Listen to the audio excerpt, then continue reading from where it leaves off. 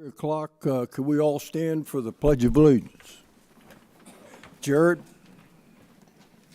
I pledge allegiance to the flag of the United States of America and to the republic for which it stands, one nation, under God, indivisible, with liberty and justice for all. Okay, this is the Planning Zoning Board and Local Planning Agency, which is an advisory board which makes the recommendations to the County Commission, who will have the final decision on every item in here today. Item H4 is an LPA item. Items on today's agenda will be heard by the Commission, and you want to mark this down August the 7th at 5 p.m., and it'll be back in here. When the motion ends in any kind of a split vote, a roll call vote may be taken to ensure the accuracy.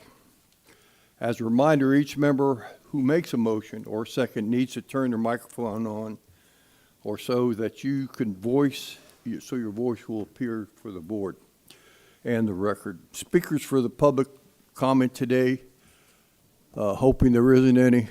That's a little humor. We'll get 3 minutes.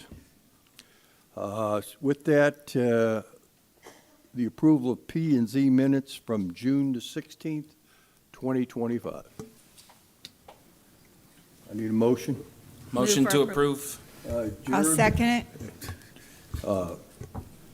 Eric. Here, yeah. All in favor signify by saying aye. Aye. Anybody in opposition, same sign. That passed unanimously. Okay. We need the first item. First item is Forbes Remodeling and Construction LLC, being represented by Chester Forbes, requests a zoning classification change from AU to RU-1-13 under application 25Z 00009, located in District 5. And this application was tabled at the June 16th, 2025 meeting for consideration on July 14th, 2025. Okay, is the applicant here? Please come up, sir.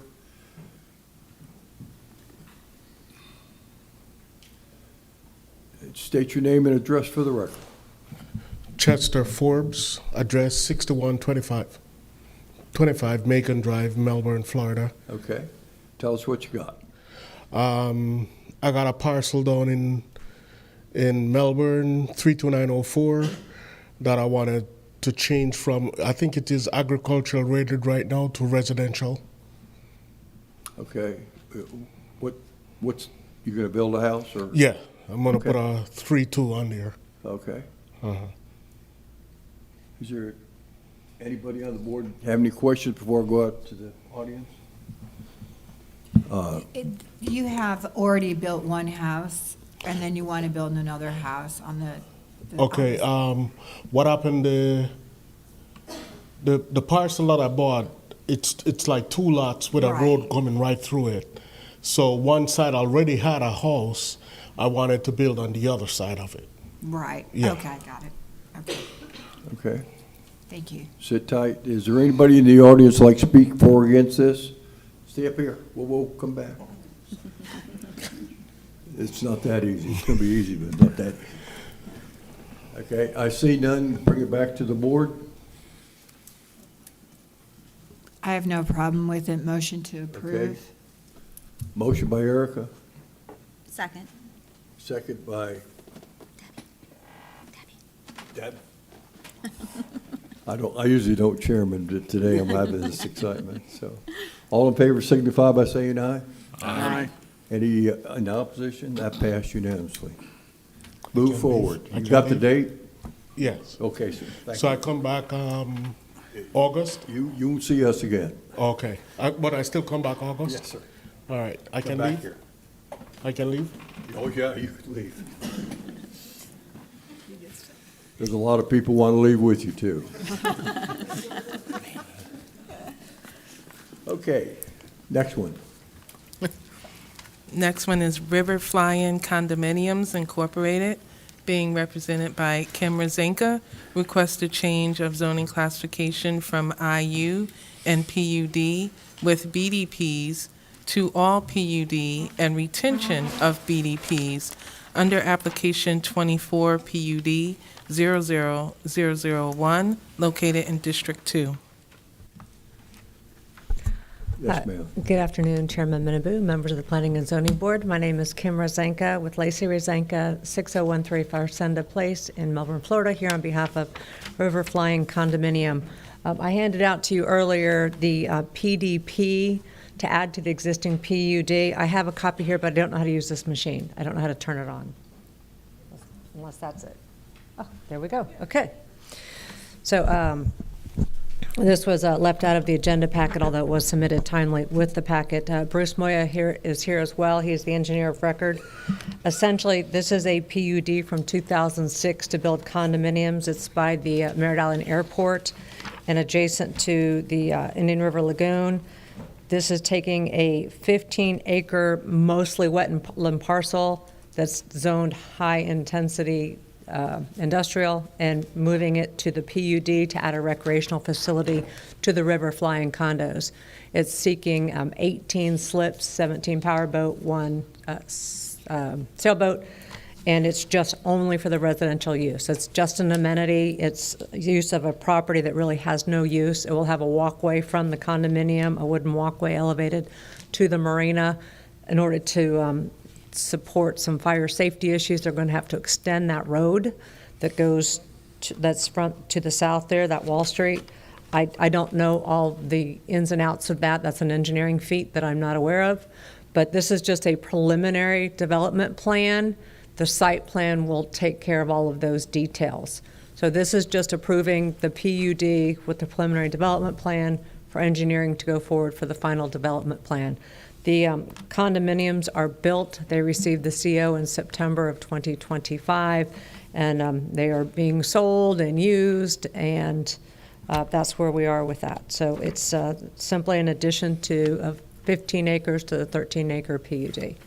And I'm happy to answer any questions I can. If you've read the staff report, they didn't see any problems with this. They thought it was a good use for an amenity. It's actually getting rid of a high industrial use, which really couldn't be used anyway, and making the PUD better for all the residents. Does anybody on the board like to ask Mrs. Rosanka any questions? I have a question. When you extend the road, are you extending it into that wetland area?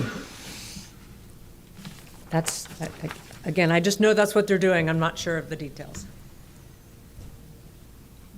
Yeah, good evening, Bruce Moia with MBV Engineering, the engineer of record in Melbourne, Florida. So one of the requirements when we did the review through staff was to provide basically a fire road, because right now that road comes down and just dead ends into a kayak launching facility. There's no way for a fire truck to come in and turn around. So what we're going to do is put a code compliant turnaround not in the wetlands, in the uplands, and get an easement on the property to the south, which I believe is owned, I forget who it's owned by, and then extend the dock so that the marina will have fire protection. But the wetland, there's no wetland impacts in regards to the road construction. And there's very minimum wetland disturbance for the pathway from the condos to the marina. So you're going to, you said an easement to the on the property to the south? Is this across the canal? So the canal ends there. Right. Yeah, I think there was a note about I can't read that. If you read one of the notes, there was some discussion about what we'd have to do to make sure that that turnaround can be I did see that note. can be constructed. Yeah. So But it's Wall Street. we'll have to actually do extend the environmental assessment to that area to see, and the survey as well, to see what we have there, and then work from that. But it's Wall Street you'll be extending beyond that turnaround Yes. up parallel to your docks and to the north of them. Right, just limited to, where it stops now, construct the cul-de-sac, and then have a dock extend from the cul-de-sac to the marina for fire access. I see. Yep. Thank you. Creating the Yeah, whole- it's- Any other yeah, questions? creating the whole Any cul-de-sac. board member? I have a question. All right, speaking of easements, I understand, so it says under environmental constraints, it said that there was site impacted under previous development orders. Is that the conservation easement? This property is under a conservation easement? As far as I know, there's no conservation easement over it now, because there's never been any development on it. There might be some under the existing BDP and PUD, but that was done already a while I ago. pulled this, I pulled this from St. John's. Uh-huh. And it's way back from April 2009. And so I just was wondering, is it, and we were looking it up, it's in the shape of It's the that northern piece. property, yes. It's the northern piece. It's the northern piece on the The backside. northern piece, yeah, because I don't think that he had any ownership of this parcel at that time, so he's acquired this, and then we're building the marina. So the conservation is on is not, the northwest piece, as far as I know. okay, all right, so the conservation easement is not being used, will not be used, or will not be touched? Whatever part, yeah, see, so a lot of this is already constructed within that conservation easement, which was permitted prior by the previous PUD. So all we're doing is extending it. So, Okay, yeah, a lot of that stuff's already there. And it's Okay. been approved, so yeah, we're just extending it on the east parcel. Okay, any other questions before we go out to the board? Anybody out in the audience got a like to speak for or against this item? I've got a quick question, if you don't mind. I'm Did you sorry. say there was a kayak launch at the end? Is that going to stay, or are you Yes. getting we're rid of gonna that? make- Yes, we're not going to Okay, eliminate and then that. you're not pulling boats in and out of the water? Is there a boat ramp at the end of the I cul-de-sac? don't think it's Okay. not it's a kayak, it's not like a full boat launch ramp. I believe it's Well, just it a says, kayak. it said motorboat and sailboat, so that's why I was Well, asking. we're gonna, For outside the of that. marina's gonna have Yes. motorboat slips and a sailboat slip. Got But it. they're not gonna be Using that launching area. from there. Thank you. Okay, are we good here? Yes, sir. Yeah, oh, yeah. And if you're both going to speak, both give me an address, or if you live together, that's fine too. Husband and wife. We're Mr. Lonnie and Delinda Griffiths. We live at 785 Right, Cone the Road, Cone. Rhode Island, Florida, 32952. My husband moved there in 1983. Okay. I moved there in Closer to the mic. 1992. Yeah, it's, Okay, the girls don't like it if you can't. sorry. Can you repeat your name and address for the record since you didn't speak into the mic? Lonnie and Delinda Griffiths. We live at 785 Cone Road, Merritt Island, at the very east end of the island. My husband bought the property in '83. I married him in '92. We've been living there ever since. Since we missed the last few meetings like this, they've built around us, and we are having major issues every time there's a horrible rain or a hurricane. So we've been flooding, and we just wanted to make that known and present, because now today with construction elevation requirements, it was a lot. When our house was built in '64, it wasn't the elevation requirements as it used to be. So now our 1964 house is lower than anything built around us, and the water goes somewhere. So I have pictures here I would like to show you of the last 4 hurricanes. We didn't even file for the last one last year because we filed 4 times. And just wanted to let you know, at one time, my husband ran a business there up until Hurricane Irene, and every single time we have flooding that goes through there. So, and we're trying our best to mitigate that. We don't want to leave. We love our house. We've been there for a long time. We have a lot of memories. But if I can give you this, this shows you, like, I don't know how we're going to do that, because everybody, I don't know. everybody needs to see it, you know. that. Okay, so, well, there are pictures, and it just shows you, we don't want to stop development, but if Okay. there's a way that they can mitigate water from entering our house and flooding us. It's the canal, excuse me, it's the canal on the north side of Cone Road, that little canal. It overflows now. Once they filled in the flood zone there between us and the mall, it's been a problem. Just mostly in hurricanes, and the backside of it comes in, but that's really when it. We've had manatees in our Irma was yard. really, really bad. We have catch fish in our driveway in our car. I've got a lot of pictures. Can we put that on overhead? Yes, well, some of the pictures. Okay.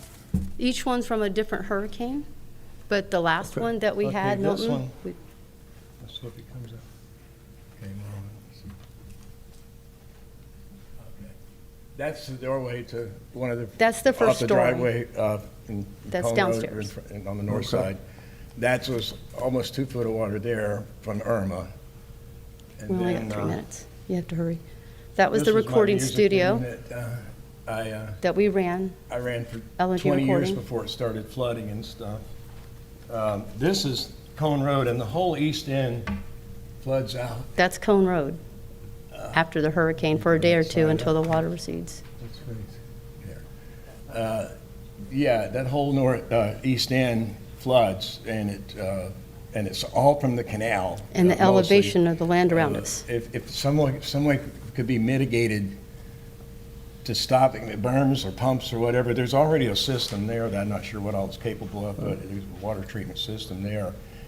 It's just to take that, to stop that from happening. 'Cause I've been there like 43 years, and I'd like to stay there a little longer, but it's really tough to deal with the Let me flooding. not get- That's the get front too of our far house. here. Pardon? The county did a lot of work on the piping on Cone Road. That was the last Have you hurricane. seen anything, any occurrences after that? Of The when? pipes? Pipes? They You mean they that made a deep- the deep pipes for major the- modification through there. Okay, so Yeah. that was October of last year, right Oh, there. okay. Yeah. That's our driveway, this that's was my in- mailbox. We've had a loss of good flood insurance because we've had several claims and because of these. And this one was an earlier one, but no, this was the last one. That was this That was past Milton. October. We just got a foot of water. We no longer run a business there anymore. It's Yeah, a, it's because of the, it's a lot of equipment to do that. But I mean. That's that my was- truck, and I that just was wanted to- October. I wanted that to be known and considered. I don't want to stop anybody's projects or, you know. We just don't I wanna know it's a flood lot no of more. money and it's a lot of development that, Well, I'm gonna answer real quick. But what these people are doing is gonna be all on pilings. So hopefully, what's that? On what? they're gonna be on pilings and piers. So, Yeah. to go out, So there's not going to be any more elevation? Elevation of the land, they're not There's not gonna gonna bring be a in lot of- That was dirt. one of my main Yeah. concerns, because I Okay. mean, we're pretty much over the limit So- already, so. Okay. You know, I don't think, if anything, I hope they can improve. I mean, they'll help you. Okay. yeah, and Wasim's been a good guy. I mean, I'm Yeah. not after anything like that. We just want to protect ourselves to some degree. I mean, it's been there so long. I never The had a flooding's problem never for been that almost- bad until they almost 20 started years. I never developing. had- It never overflowed like that, and Well, we appreciate the information. thank you so much for Thank you listening. all. Mrs. Is Griffiths? there anybody else in the audience like to speak for or Ms. against Griffith? this? All right, I bring it back, Kim. Okay. What's the pleasure of the board?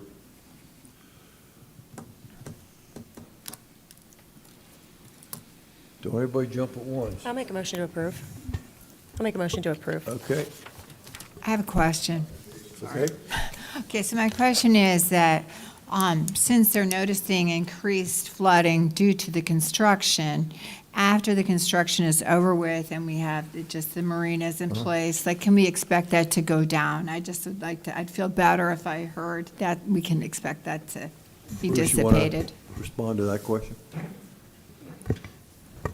Yeah, so we haven't finished the engineering yet, but the intent is not to put any fill on the property. So I can't promise we're gonna make it better, but we're not gonna make it any worse. Or anything that's gonna be constructed will be built as a boardwalk, elevated boardwalk, so the water will pass through, it won't block the water. But we're not proposing to bring any fill to make it worse. But she said, since you've been doing the construction, is that just due Well, to like the land I coming? think there's a lot of Yeah. construction that's gone on Cone Road in the last few years, so I don't know how much, but all the condos already in, built, approved, occupied. This is, has really. You don't think it's not- due to this construction? Yeah, and I mean, I see. and Cone Okay. Road basically runs from river to river, and if it's coming up from the river, it's hard to fix that. If it comes to the with a river, pipe. it goes to the creek. Yeah, so. And the irony is everything to the north is the stormwater system put in by the county. So why that hasn't accommodated this is confusing to me. All that up there was put in by the county at the Veterans Park. So that should have been helping them. There might be a blockage somewhere along the way. I'm not an engineer, but that was supposed to stop the flooding. That was supposed to take everybody's water for miles, as Yeah, Mr. Menabee knows. yes. So. Perfect, thank you. Okay, is there a second? Second. All in favor signify by saying aye. Aye. Anybody in opposition? That passed unanimously. Okay. Next item is NDW Consultants LLC are requesting a change of zoning classification from AU to RR-1 under application 25Z00008 located in District 1. Okay, is the applicant here?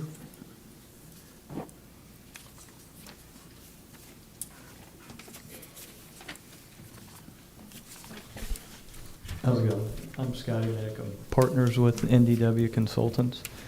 I want to thank you all for being here today. Name and address. Joseph Minnick, 1968 Turpentine Road. Okay. We agree with the staff report for the most part on the zoning request. There's a few things that we did want to clear up. We do align with all the future land use with our property and all the properties around us. The future land use is Res 1. This parcel was not a part of the MEMS 2007 small area study. One of the things we don't agree with was the road access, was paving the road access. We're not trying to do a subdivision. The property we have was pre-platted in 1925, and it falls under non-conforming lots of record, which is section 621188. But we had a meeting and all that with the county, and so in good faith, we agreed to rezone to make everything match the future land use. And that's pretty much it.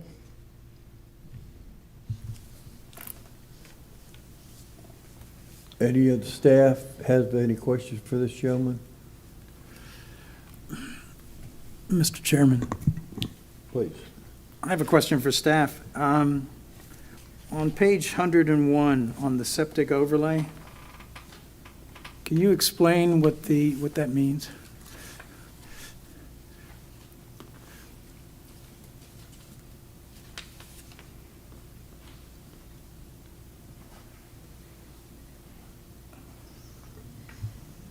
I don't have the document in front of me, but you're asking what does it mean if they are within the septic overlay?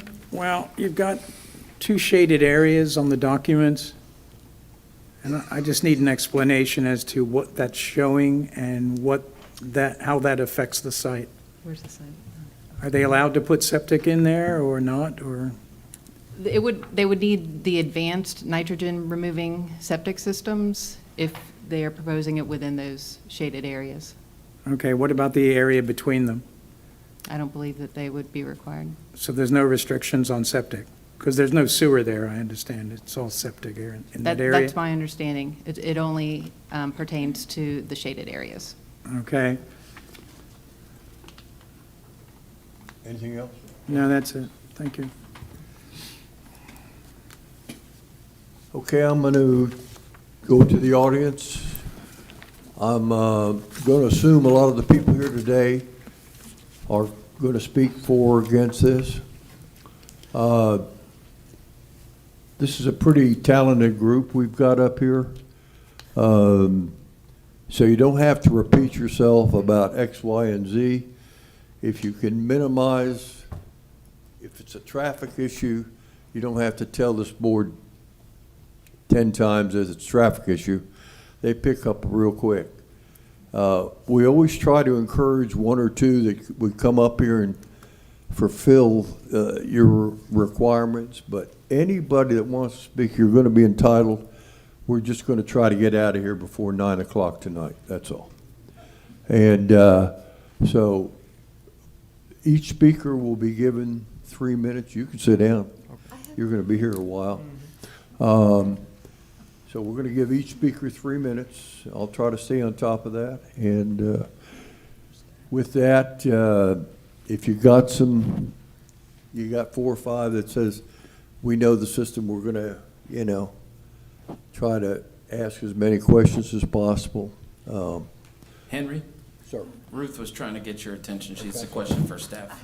I have a question for staff or the applicant, whoever can answer the question. It says, as of June 26, 2025, there was an open code violation on the property, digging and hauling dirt off the property without a permit. Has that been cleared up? Yes, or just got the survey back showing the areas on the pond and stuff to make sure it hit all the setbacks, but should be So cleared up. there's no longer an open code violation on the property? I don't believe so. If we're talking about 25 CE 00248, that was closed on July the 2nd. Thank you very much. I've got one question. Yes, sir. Because are you only wanting, you've only got 17 lots, is that, do I understand that from what I've read? It's 17 acres, and we'd be willing to do less than 17 total lots. But right this second, you've got 17 lots on whatever. Is that correct? The zoning to require it to RR1, that's what it would allow us to do, but we don't plan on doing 17. Because I don't know if you've told these people, I'm sure these people are gonna ask, how many you planned on doing, so that may help a little bit. Okay. Put a map up there. No. You got one, Mike? No, we're not gonna get into debate here. We're not, this ain't the place we're gonna do that. So just go ahead and sit down, and whoever'd like to speak first, just come forward. You got 3 minutes. Please come forward. Okay, guess I'll get started.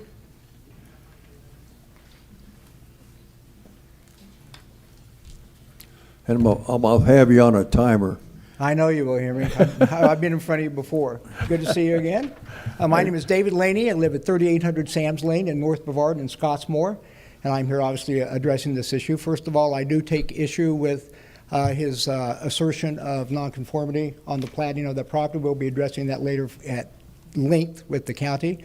But to get into my 3 minutes, you've already started. Okay, regarding his reference to the future land use map, local government has the discretion to deny a request to rezone land to allow the maximum uses, densities, or intensities potentially authorized by the comprehensive plan. That's established by a range of allowance. That comes to section 163.31776A of the Florida state statutes. Additionally, Florida courts have explained that this means that plans set a maximum limit of ceiling for development. Future land use map designations are not a right. One of the reasons I'm addressing this right now is because in your last meeting, someone asked a question of a staff member, I think, and they said that yes, future land use designations are a right. They are not.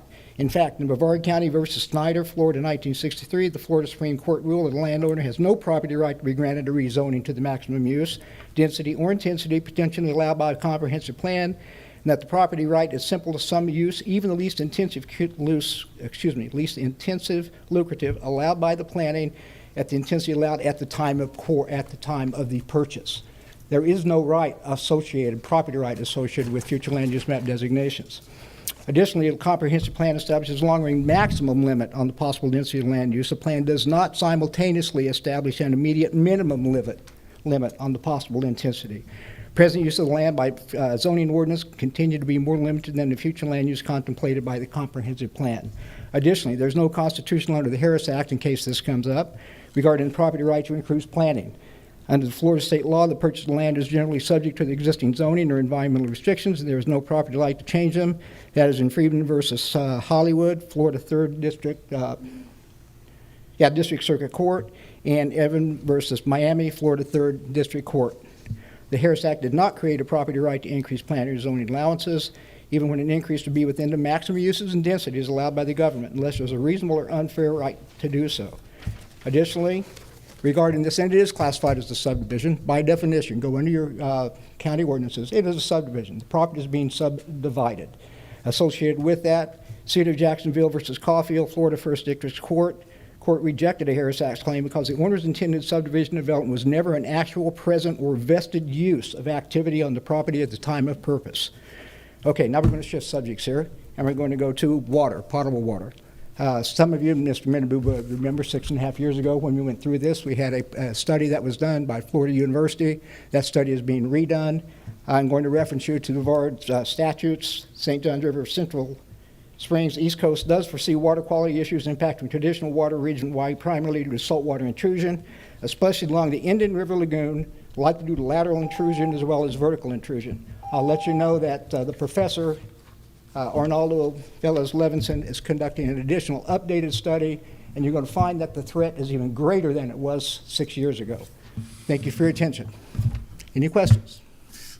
What was that statute that you were speaking at a very rapid pace for me to collect? I know. I've been cut off before.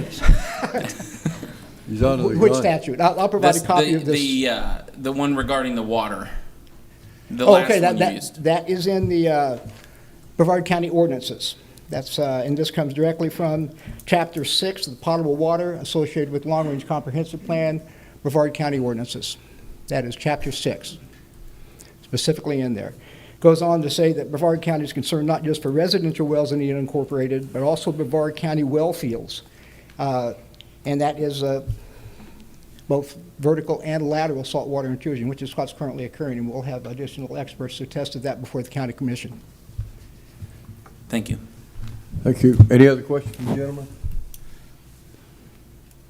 Thank you. Nope. Okay, thank you. Next, please come up. If we get in a sequence to start moving up to the front here, that'll expedite it a little bit longer, a little quicker.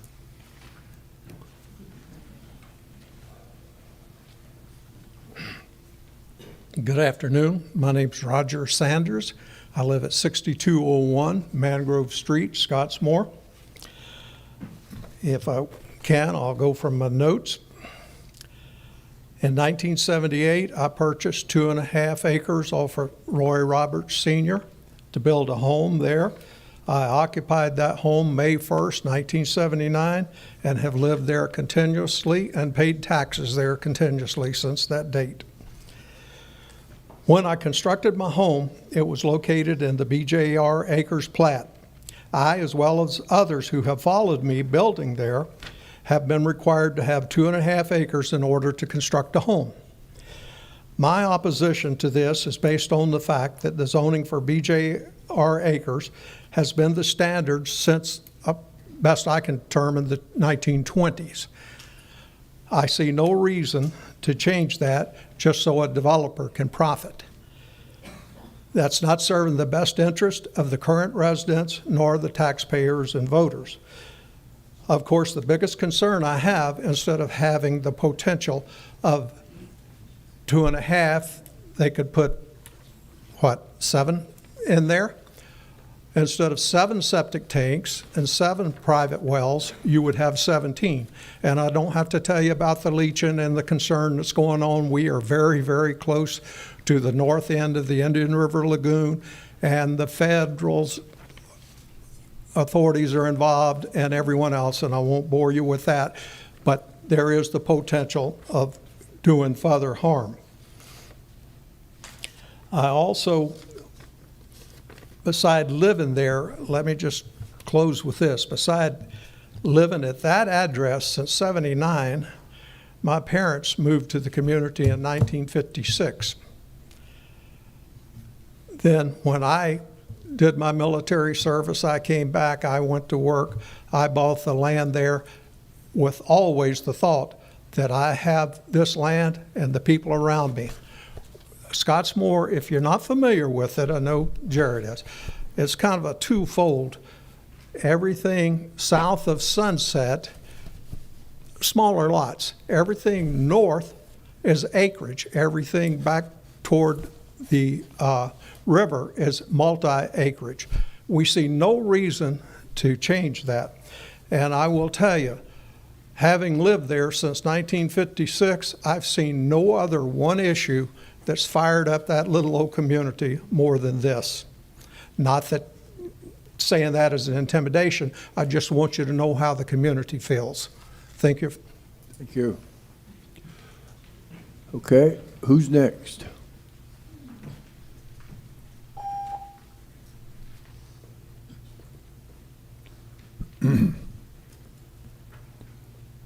Laura Lee, state your name for the record.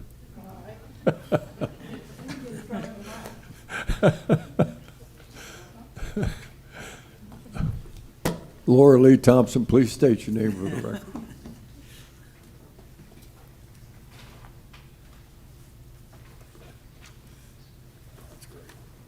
Laura Lee Thompson, 3550 Irwin Avenue, Mims, Florida.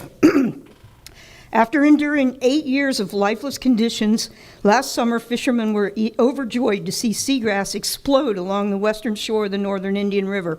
Drought conditions led to high salinity and low water levels, perfect conditions for seagrass seeds buried in the sediments to blossom. The seagrass looks as good now as it did in 2009.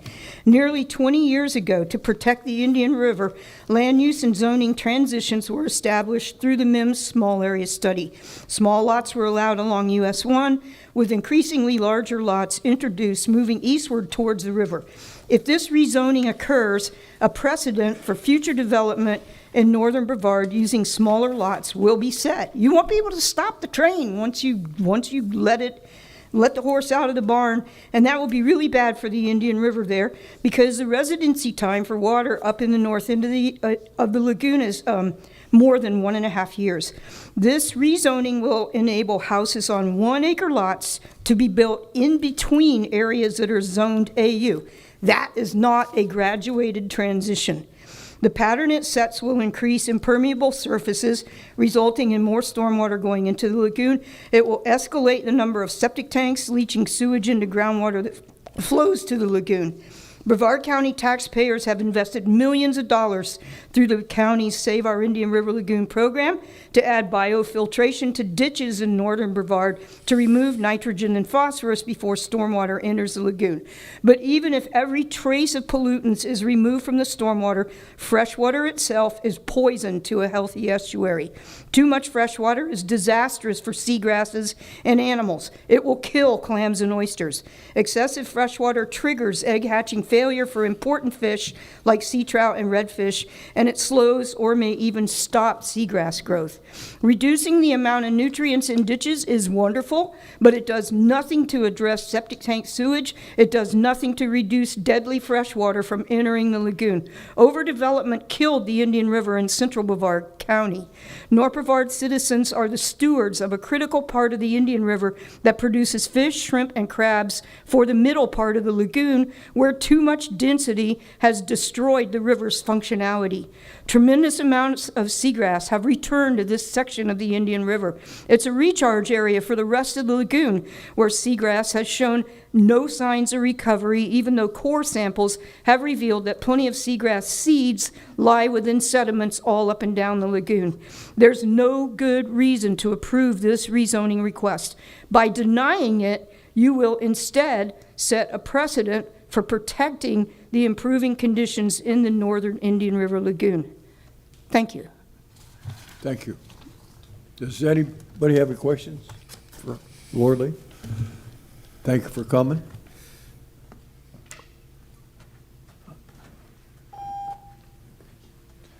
My name's Tommy Armitage. I live at 3200 Coral Avenue, over way down on the east end of it. I'm a machine gunner and Just hold on here. It's in the control. Me. Hold on. Okay, good. I'm an ex-machine gunner. I'm a disabled veteran. Was in demolition. I mean, it was crazy. Anyhow, my whole reason for moving out there, I bought that property, I don't know, give or take 20 years ago. And the whole reason of it was so that we could be in the country, get away from the city. And it's secluded. Everybody out there has, gardens. My neighbor says, come on over, get your tomatoes, get your green beans, get your, whatever. We buy local beef. We buy everything local.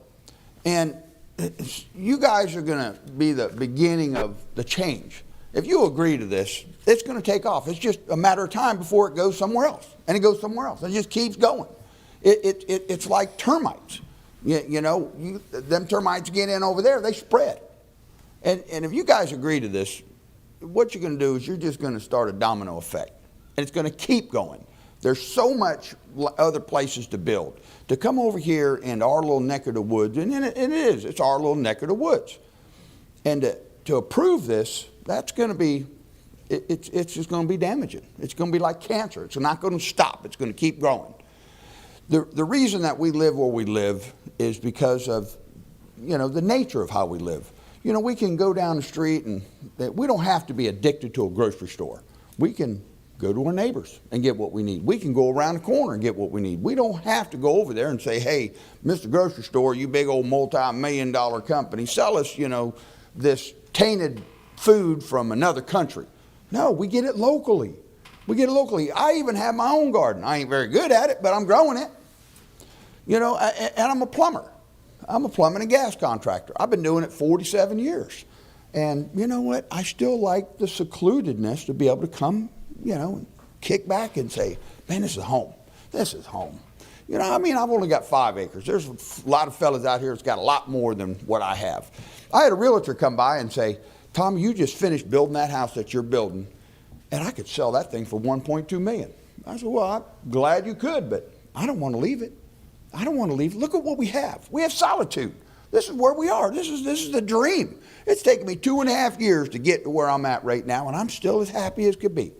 I'm just as happy as could be and just content. It's just me and my wife, and we got chickens and ducks and geese and emu and donkeys, and well, if that cancer comes in there, it's going to take it all away. It's going to take it all away. Look at all the people who want to come over there and do the same thing and live the dream that we're living. So it starts right here. You guys are the responsibility of, our future. You guys hold that key to our future and how it's going to progress, how we're going to go further from here. Thank you. Thank you.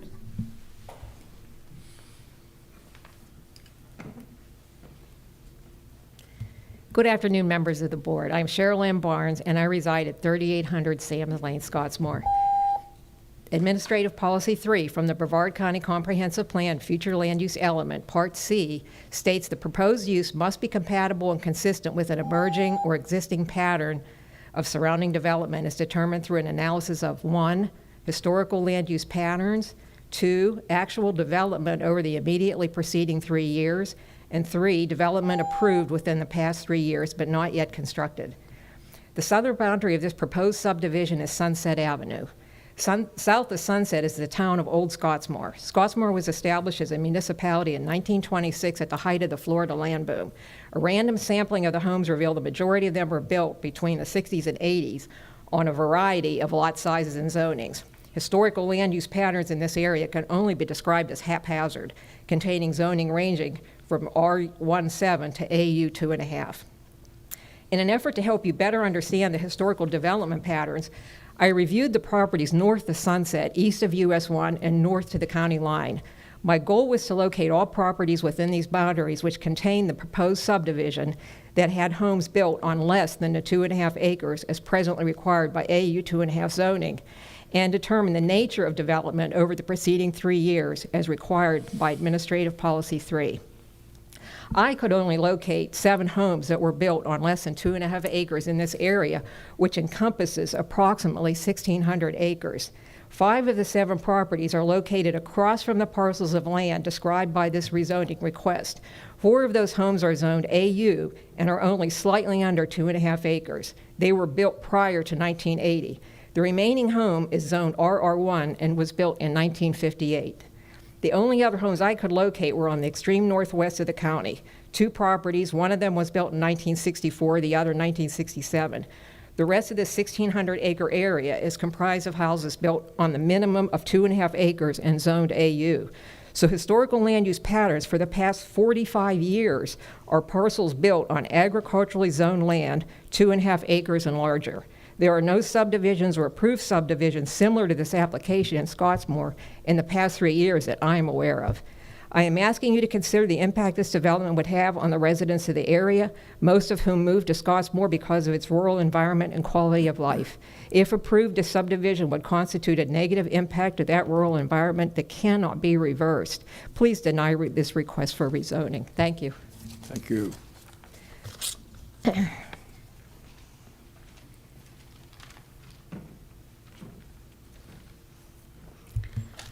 Good afternoon. My name is Pat Raymer. I live at 6105 Mangrove Street in Scottsmore.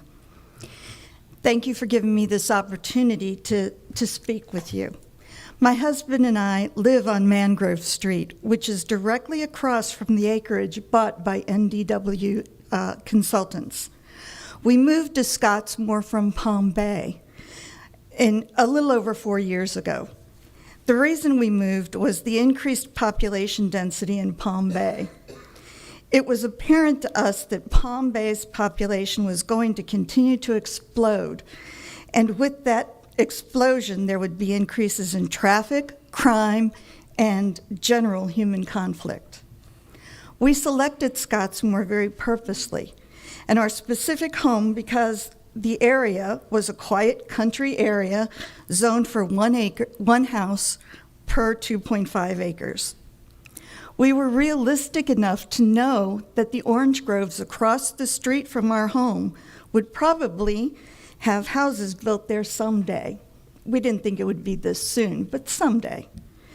But we were not concerned because of the minimum 2.5 lot size, acre lot size. With that zoning, there would only be 12 homes, 12, built on the total acreage across the street from us. Currently, there are 6 homes on Mangrove Street. The developer is requesting to change the zoning on 17 acres to allow 1 house per acre. So instead of 12 houses in total, there will be 22 houses, the 17 houses that they are proposing, and the 5 homes and the houses that are currently on Mangrove, and the 5 houses that would be on 2.5 acre lots, which is the rest of the acreage that they bought. So instead of 12, we're talking 22 new homes. If the developer applies to change the zoning on the remaining 12.5 acres, which, let's face it, it's a very real possibility, there could be as many as 30 houses on that land instead of 12. 30. A density increase of that magnitude will change the character of the area from a sleepy country location to a suburban neighborhood. That's the exact thing we moved away from in Palm Bay. And we all know the problems that Palm Bay is currently having. With the character change, there will be increased traffic, crime, and human conflict. I implore you to consider how this zoning variance will change the character of the Scottsmore area. Now and in the future, please, please reject the zoning variance. Thank you very much for your time. Thank you. Who's next? Do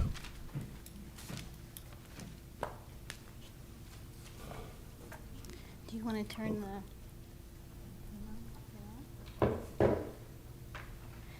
Hi, my name is Sunny Applegate, and I own Sunny Nights Kayak Tours. I guide small, low-impact eco-tours out of Scottsmore Landing.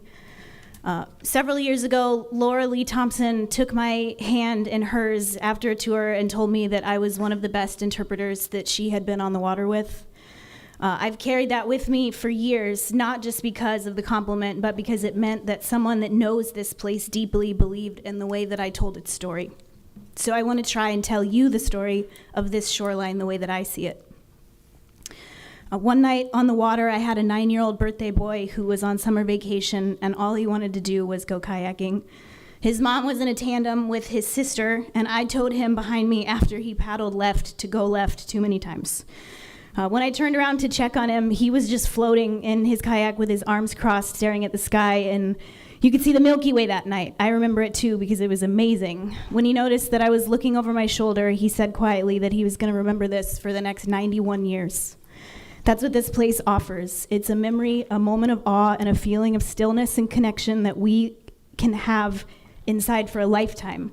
Scottsmore has some of the healthiest seagrass beds that I've seen in half a decade of tours across Brevard County. They were vibrant like they were in 2009.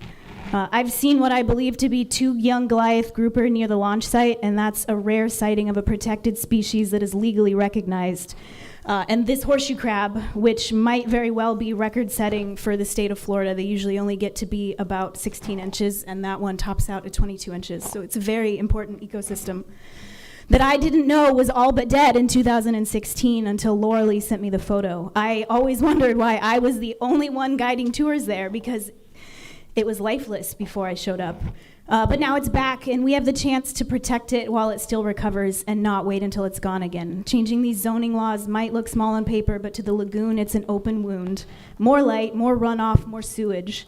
Please don't let this comeback turn into an obituary.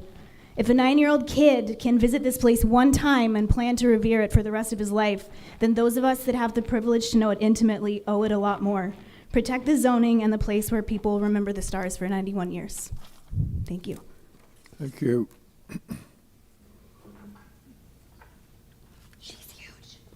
Next.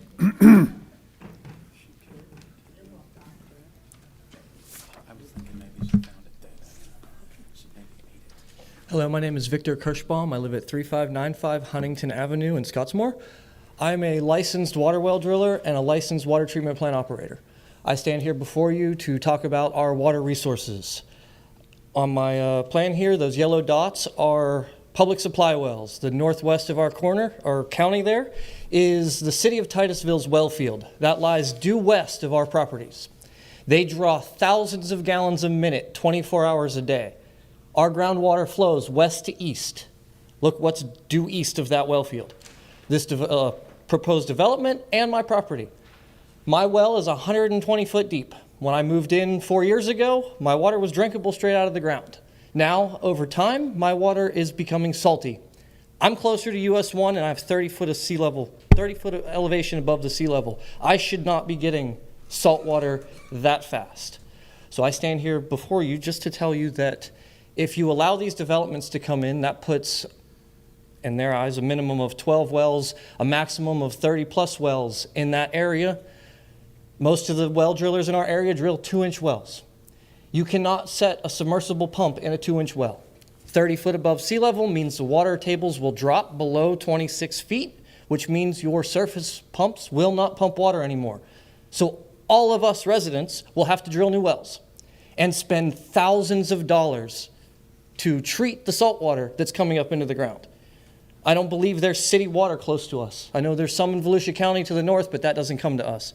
MIMS's water system is way south, 11, 12 miles. The millions of dollars it's going to take them to run us drinking water is going to be on us or the county to pay.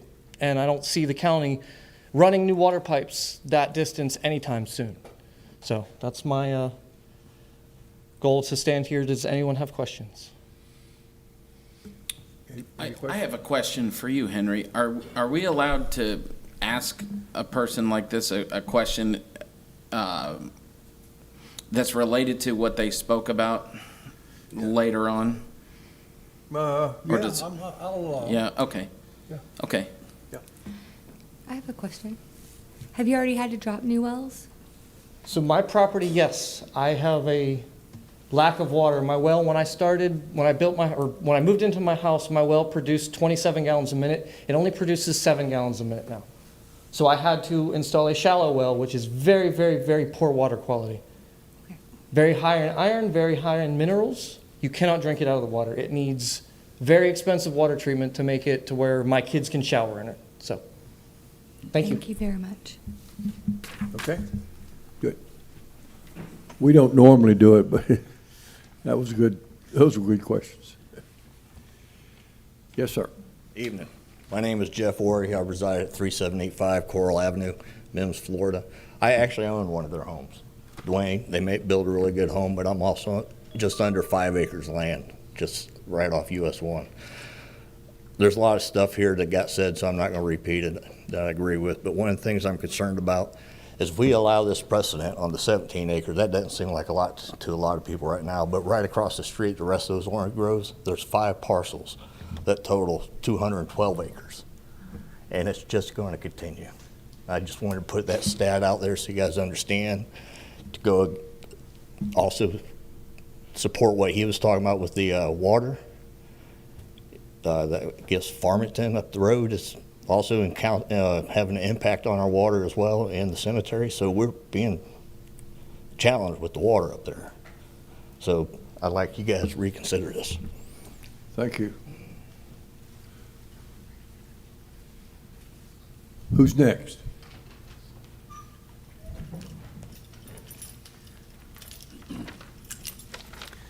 Good afternoon, Board. I'd like to present a letter for Darren Meekum. I am Frederick Wilson. I live at 3451 Sunset Avenue in Scottsmore. Dear Board members, please consider this response to the variance requested by NDW Consultants. I am writing to formally oppose the proposed zoning variance for the referenced parcel, which seeks to rezone from agricultural to RR1 residential. That property is immediately adjacent to my property, 3625 Coral Avenue. The main issue I have is the requested variance would permit the owner to divide the property into lots as small as 1 acre in size. As a resident whose property directly borders this parcel, I have significant concerns about the potential impacts this variance on our community, particularly regarding water quality, environmental integrity, and the character of our neighborhood. The majority of homes in our area, including my own, are situated on lots of approximately 2.5 acres or larger. This lot size has helped maintain a rural character and supports the functionality of individual septic systems and wells, which are critical in the absence of public water and sewer infrastructure. Approving a variance to allow 1 dwelling per acre would significantly increase the density of development, placing additional strain on our already challenged groundwater resources.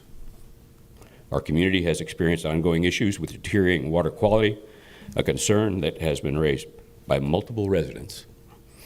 The increased density proposed by this variance would exacerbate these problems, as each new dwelling would require its own well and septic system. Higher density increases the risk of groundwater contamination, particularly given the lack of centralized utilities to manage waste and water supply effectively. I have observed large-scale digging and excavation at the subject property over the last several months. I'm also troubled by reports of unpermitted excavation activities on another large-owned parcel by the same developer down our street.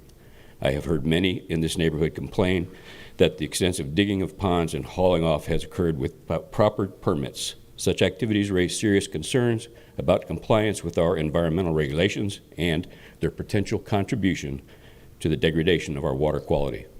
These actions warrant thorough investigation before any zoning changes are considered, and they may already be impacting the local ecosystem.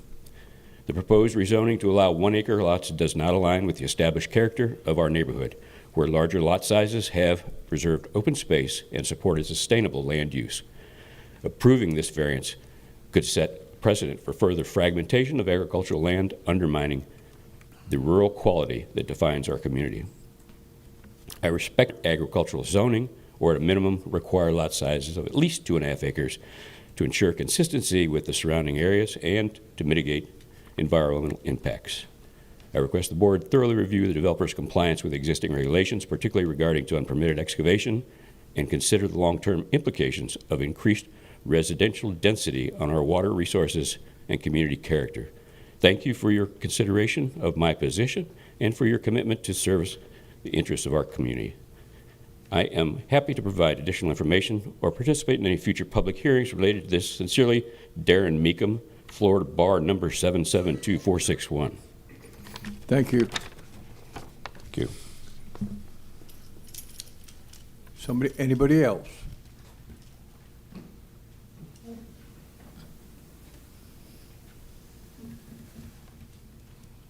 How you doing? My name's Jeff Thorne. I live at 3755 Sunset Avenue, one house away from US 1. My drainage from my water that from the road goes through my yard into the ditch. Putting all these houses down on one area is going to block. It's already clogged up now. Today I was over there. There's no water going down to the river. Putting more houses down there, it's going to do the same. My other neighbors that live right next to the orange groves have water in their yard. So putting more houses for them is going to hurt their area too. So I agree with everybody else what they were saying about the water and the river, the Indian Lagoon, how we paid those taxes to get all that straightened out. That's a wonderful start. And I think if you do this, you're just going to be hurting all that you already started. I used to grow oysters for the river for 2 years. And once they put them in, I know they got oyster beds out there, and that was supposed to help to clean the lagoon. But once we put them in along the shore, they just got wrecked by the hurricanes, and people weren't going in there picking oysters up. But I really would like to see something happen because I've lived here twice And I finally moved out with my family, and me and my son used to go fishing and shrimping on the old bridge up in Titusville. And I wouldn't eat anything out of the river anymore, to tell you the truth. But I would like to see it come back for my grandkids. And the water was pristine down here. I went to high school in Clay High up in, trying to remember the name of Green Cove Springs. And in Jacksonville, the water was perfect. It was beautiful. But I would like to see that come back. It's my son lives down in Port Lucie, and you go down there and the water's unbelievable. But I know that's got ocean coming into it and everything like that, but he makes me jealous. But I would like to see this all, I agree with everybody of what they said here about fixing the lagoon. And it should be. It is a beautiful place. Thank you. Thank you. Okay, is there anybody else?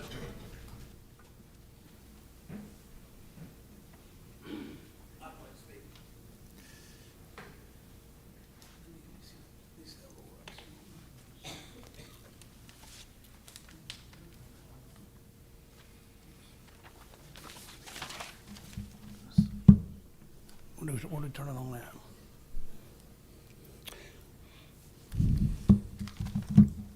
I've got a map here and I can pass it out. Need a name and address? My name is Dwayne White, president of NDW Consultants. I understand everybody's concern and everybody, and especially the ones that live on larger lots and all of that. And I do understand the one gentleman said that future use does not override just because it's there, the current. These properties were all pre-platted, and I have laws right here that show that they are, and I can give you the laws, everybody can read them, that's why they're allowing 7 houses down the street on 1 acre lot right now. They also just built 3 down the street on a half-acre lot, the same exact size as my little tiny lots, and there's 7 of them ever 1.05 acres. Not trying to do that. Even the assistant county manager himself, Tad Cockins, said if 40, 50 people bought these lots, they could all build on quarter-acre lots. We're not trying to do that. We would be as happy with as low as 12 lots. We have a lot of people, if I'd known this people were going to show up, I would have brought my customers here that can't afford a $550,000, $600,000 house, but they can afford a $400,000 house. So we're trying to do 12. We would be happy with 12. We'd like to do maybe 14 or 15, but we'd be happy with 12. But the law, I'm going to read the law so people here can kind of understand it. You're on timer, so. I know, I'm going to make it quick. Yeah. Single-family use may be established on such lots provided they're 50 feet wide, 75, not less than 5,000 square feet. That's an agricultural lot. A lot or parcel of land, tract of land, AU, agriculture use is less than 2.5 acres may also be determined to be non-conforming lot if the parcel, the tract land was recorded in survey prior to March 6, 1975. These were platted back in 25 for grove workers, citrus, the cattle, for people who could afford small row housing. That's what they were designed for. We have since vacated the roads, and we obviously can't get 100-something houses in there and wouldn't want to. But a lot of people can't afford, on the whole front is 2.5 acres. We left them all that. 7-acre lots, $600,000, $700,000 houses. But this is the backside, and the man that was talking about in front of her house, those are all 2.5 acres lot. They're already in permitting. They're already in permitting and everything. And also, a pond is not against the rule of Brevard County. There's no permit required to dig a 3/4 acre pond in Brevard County. There's rules. You're not allowed to take the dirt off. There got to be certain slopes. There's definitely rules, but there's no permit required in Brevard County to dig a pond. So, anyways, I just wanted, if anybody would like to have this rule saying right here that the lots are legal. I'm just getting them rezoned because I want to get along with the county. We've got attorneys here, so they'll handle that. They won't answer. They won't answer my email. We've got it. I have a question, Mr. White. So are you saying that no dirt left that property? I told him, no. This is a personal, I took some topsoil off of that dirt. All the dirt's been left on that original parcel. So how many trucks left that property with dirt? I don't know. I mean, I don't know what the.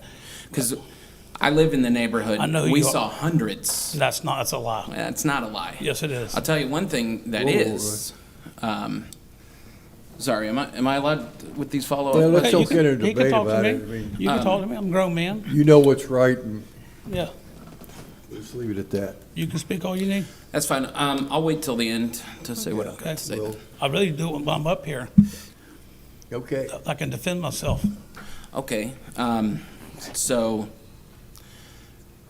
the fact that you don't have to have a permit to dig the pond, is the pond agriculturally exempt?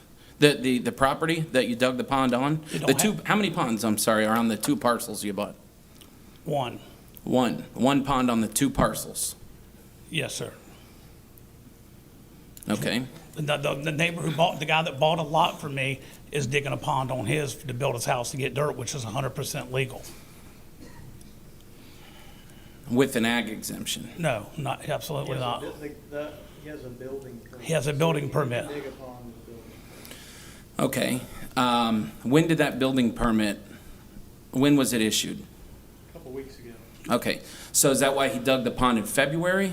No, that's that pond. Pond's the one he's in trouble. That's one of it. The second And pond has a discuss it. building permit for it and it's sold to somebody So- else, and he got a building permit before he started digging. Right, the one pond that we dug And the prior, first one's prior, a code violation that is.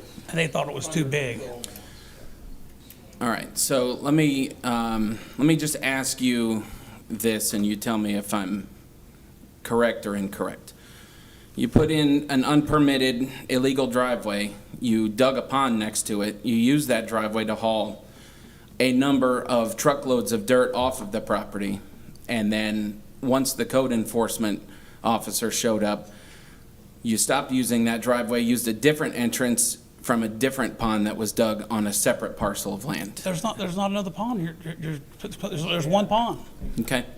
There's only one pond. You can go there. You're welcome. I'll give you permission to ride on my property. I got a drone. Well, No need to. Are you telling me there's 2 ponds on my property? There were, I would No, say. no, there Okay. never was. Okay. We can all That's go fine. there. I asked for you to correct me if I'm wrong, Yes, and sir. you did. It's Okay. easy to make mistakes. I ain't holding nothing against you. Let's, Thank you. let's, I know this is personal to you, and I understand. I respect everybody. And you're through as well. So, Thank you, sir. Thank you. Okay, is there anybody else like to speak for or against this? Yes, sir. Good afternoon. My name is William Goff. I live at 3320 Huntington Avenue, Scottsmore. There's a myriad of reasons to deny this, chiefly among them environmental impact. Scottsmore, when they put those wells in about 10 years ago, the water table below our house was 120 feet down. That's where the salt line hit.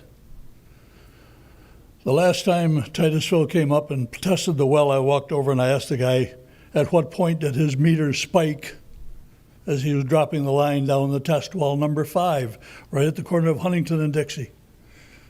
The continuity spiked at 90 feet. It used to be 120. Every place, every well that goes in, every water user that takes water stops some of that flow from reaching the Indian River Lagoon and allows saltwater intrusion. Some of us are going to have wells failing. So by the bottom of my well's at 60 feet. I doubt that I'll live long enough to suffer with the saltwater. But somebody who buys my house may well do so. There's a myriad of reasons to deny this one, but the environmental issues are chief among them. So please think about it carefully. Thank you. Okay, is there anybody else?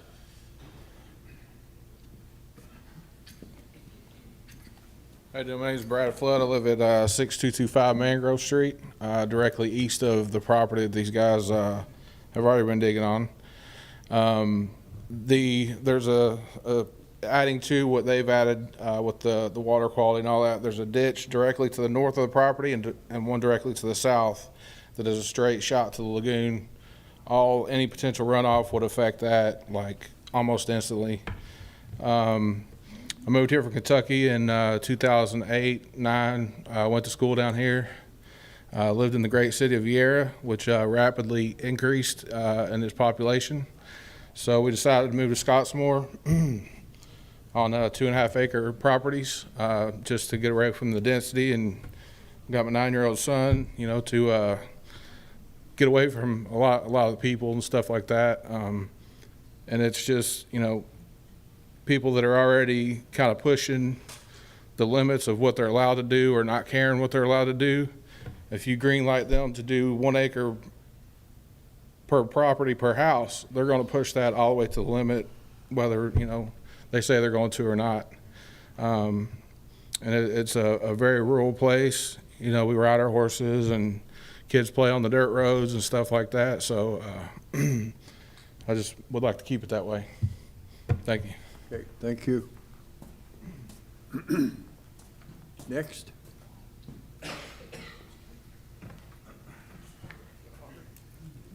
Good afternoon.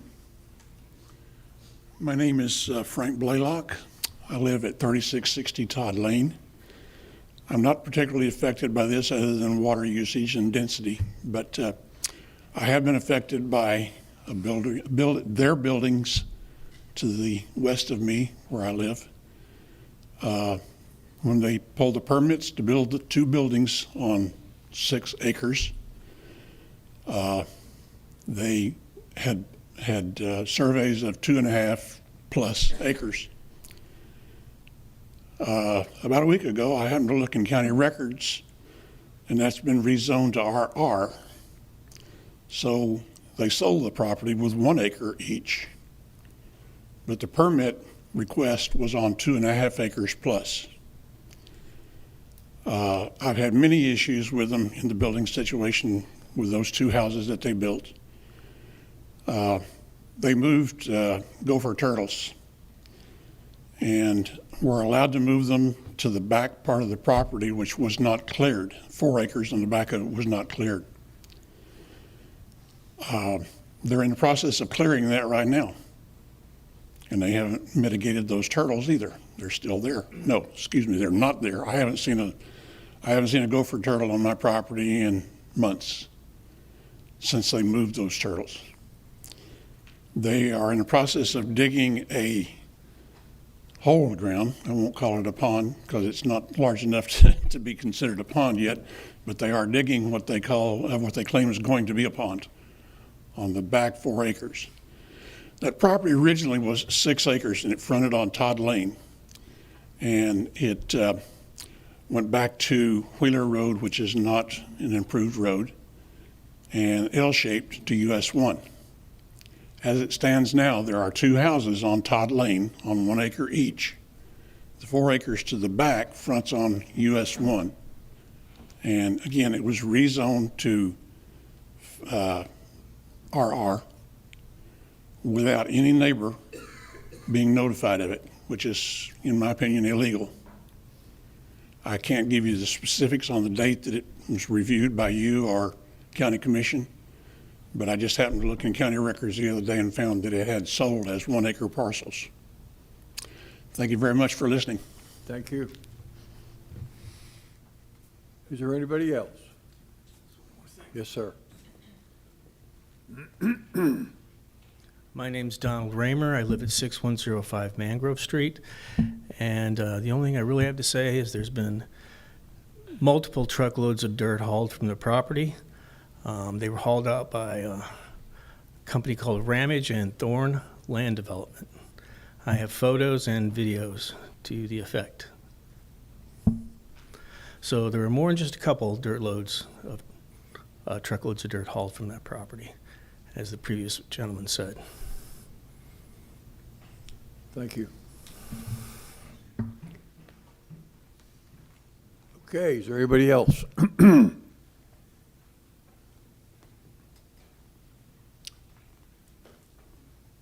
Hi, my name is Kelly Niemeyer, and my significant other, we live on the property adjacent at 3760 Sunset. Give us an address.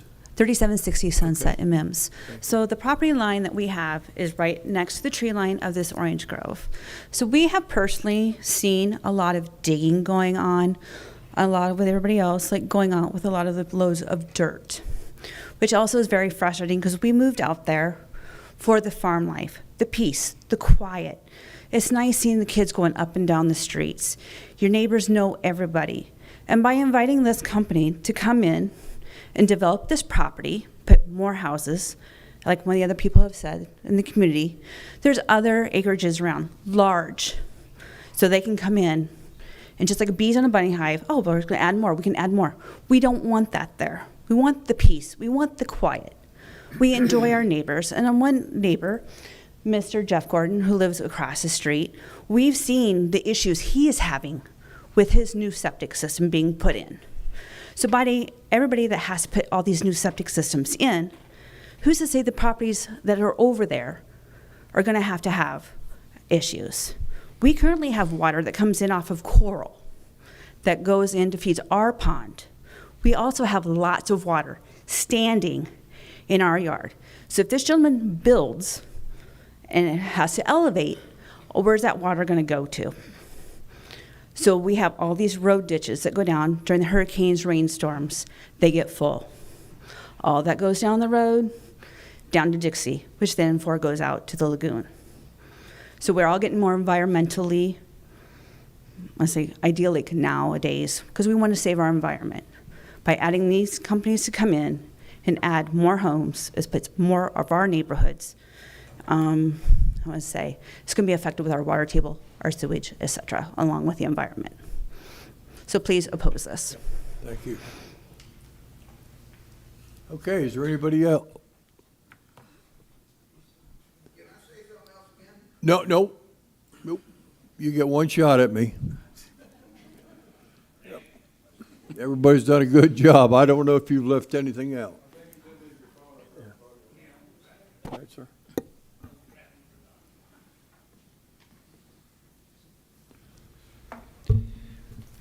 Okay. My name is Kevin Percy. I live at 3495 Sunset in Scottsmore. My wife and I lived in New Smyrna Beach for about 30 years until we were flooded 4 times. After Hurricane Ian, my wife said to me, with 3 feet of water in the first floor of our home, "Kevin, we're moving." I said, "Okay, honey, we'll move." Less than a month later, a little more, Hurricane Nicole put 10 inches of water in our home. We were trapped on the 3rd floor of that home for 3 days. We moved to Scottsmore, looking for a place where we would not flood.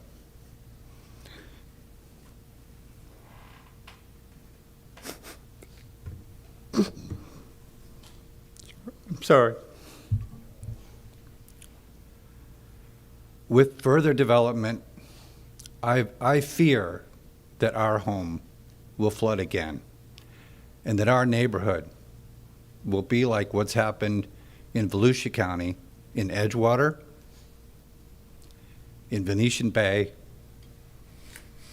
where all the development, the 0 lot lines, the 1 acre lots, ruined the neighborhoods.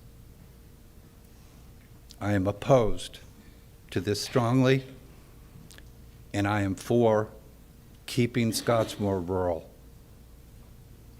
Thank you. Thank you.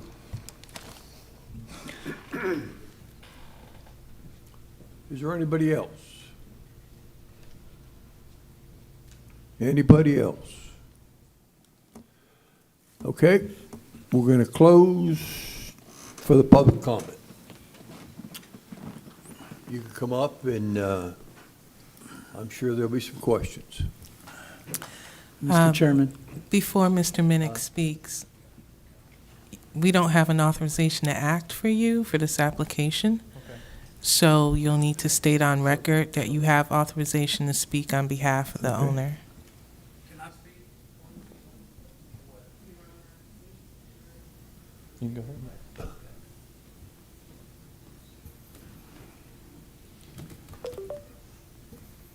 So you you've heard some of the comments. Yes, exactly. Totally understand And- that there's big giant ditches and the drainage is incredible in this property and it does hit the major ditches. I don't believe there'll be a concern. Plus, the building department nowadays is very strict and strenuous about, containing your own water. It's very sandy. There's no water that ever stands on the property, so most of it will hit the aquifer. Plus, all the septic tanks are going to be the new Ropic, not nitrogen ones, which are the good ones, anyways. And also, I'm not trying to say this in an arrogant way, but 2/3 of every house in Scottsmore, probably within a mile of this property, is sitting on a half acre or less. So they act like I'm doing this committing sin over. And then the property in the front, all those are 7. We kept them all 2.5 acres. So it's only, we'd be happy, like I said, with 12 on 17 acres. That's an average of 1.4 acres per, lot. It's not like we're doing this giant subdivision. And I feel in my heart, which I can show you the rules, I'd be glad to give you all the rule where it shows that every one of those lots are buildable. And they're grandfathered in because they were platted before May of 1975. And Jared, I'd love to show it to you afterwards if you want to speak to me. I've seen it. Okay. Thank you, though. Okay, but, and it's a rule. Just, that's why they're letting 7 houses on an acre be built within a half a mile of this property. And he went through the county and they said it's okay. 7 houses on 1 acre. I mean, these same size little lots that I have 100 and something lots. Not willing to do that, don't want to do that. So that's not and that property also, I'll comment on that property on Todd Lane, that property's been sold to the person that lives in the house. It's his actual neighbor on a contract for deed. So it's not even, and that's not even the same, that's my partner that I worked with for years that's retired, so he has nothing to do with this. Plus, all the code violations are not on this lot that I'm getting rezoned. That's the lots in the front. Their building permits are already in. They're all being taken care of. This 17 acres is, this parcel and this little small half-acre parcel have nothing to do with none of that stuff, with the dirt, the pond, nothing like that. So, I mean, I've been very forthcoming to the people at Natural Resources. I've told them everything. I've talked to them. They've, there's no lying to them. They know what's going on. It's their job to find me and, do whatever's appropriate, and then we'll work. The pond he thought was bigger because there was dirt spread out.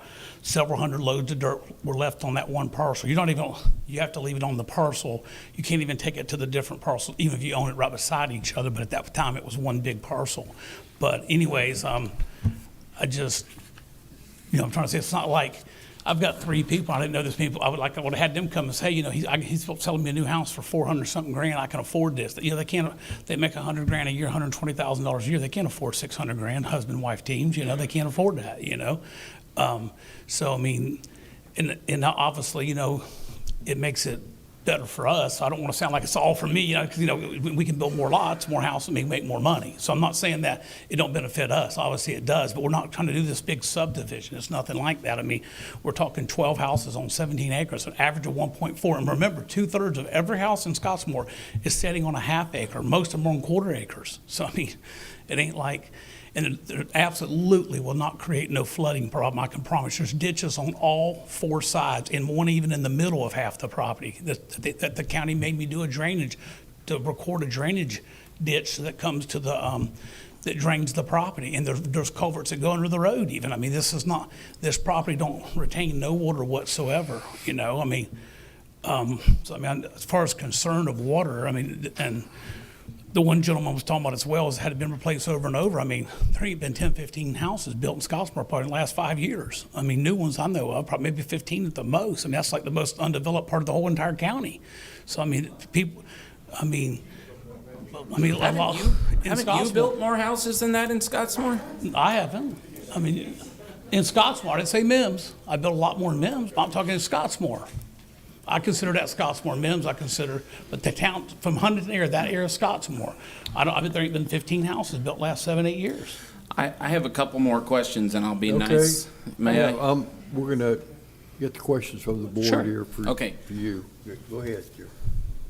So you said there's ditches. You said you're going to put in a ditch to drain the runoff, and you also said the property is going to retain its own water. So which is it? I didn't say, so there's ditches all the way around. There's a drainage going through the main property that goes under the road. Yes, sir. Coral. The individual lots, like the acre lots, they'll probably make us put a berm. Whatever the building department requires, we do it. They do it all the time. Make us put like a 1 to 3 foot slope berm around the whole entire property. Sometimes they don't require it, sometimes they do. But there's ditches all the way around 3 sides of the property. also a drainage ditch right through the center, and it swells down 5 or 6 foot. It don't even hold water to the ground so high. You know, now some people may say that, oh, this is flooding. They may already have a low lot. I mean, the water's going to hit ditches before it hits anybody's property. There's not a piece of property that joins me that the water don't hit a ditch or a swell. Right. That I understand, and he's correct there. We do have in Scottsmore a massive network of drainage ditches that do go right into the lagoon. And when it backs up, I'm at the end of one of those ditches. I'm the recipient of all the water that the neighborhood runs off. So currently my yard is underwater. Currently there's probably 300 feet of road flooded on the way to my house. It has gotten worse with more recent developments. Obviously, you know, nobody wants water standing on their property, so they build the houses up high, they build the yards up high, bring in lots of dirt from whatever source, and they run all that water into those ditches. So I think Laura Lee brought up a point about running all that fresh water into the lagoon. There is a filter at the end of Sunset that is supposed to take out nitrates and whatnot, but when the water flow exceeds what the filter can handle, it runs right over the top. Whatever silt and grass clippings and whatnot are in there. Staff comments had a wetlands delineation must be completed prior to clearing or any land modification. That was as of June 26th. So has that been done? I've had a girl come done. Yes, I've already had that done. Okay. Was that done prior to any clearing or land modification? You don't have to have no kind of permit to clear citrus. Already got permission from Natural Resources. Okay, what about land modification? You can do ponds with no permit whatsoever. Even before the wetlands delineation? I don't know what to comment on that. It didn't have no wetlands, so. Okay. So that wouldn't pertain. All right. Couple more. I'm almost done here.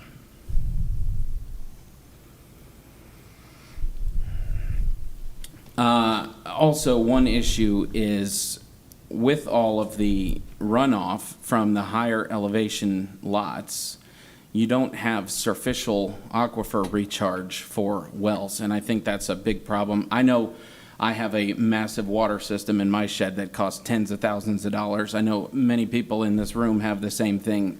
They're concerned about additional draw on that surficial aquifer without additional recharge, because any runoff, instead of perking down into the surficial aquifer, is just going to run out into the river, and we're going to continue pulling salt. That's why I wanted to reserve the opportunity to ask the well driller a couple more questions, just to make sure that I'm not completely off base there.